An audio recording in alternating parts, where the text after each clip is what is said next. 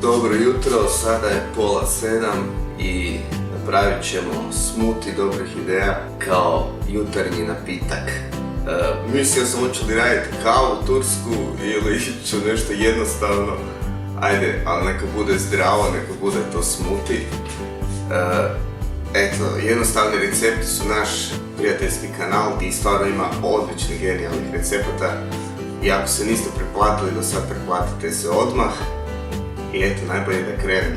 Smoothie ćemo napraviti od banane, jabuke, mljevenog lana i chia sjemenke. Dodat ćemo vode, možete staviti mlijeko, što god želite, ali ipak ne preporučuje se da se miješa mlijeko sa voćem.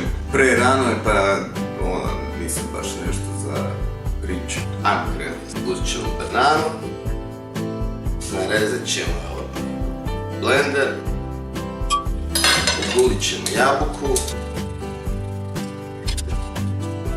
Možete staviti leda ako želite da vam bude onako hladni, ledeni, osvježavajući.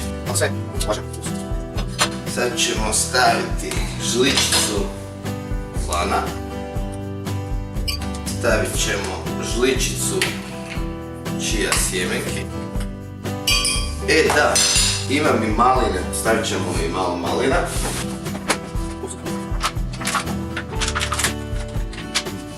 Baš su fine, stavit ćemo ih. Eto, i dodat ćemo negdje 2 deci vode. I zmiksat. Naravno, ovaj zvuk susjedi obožavaju jutro, tako da dobro jutro svima. Odličan. Napišite u komentarima vaš najbolji recept za smoothie. Meni je ovaj jedan od onak najdrži. Uživajte, ugodan dan.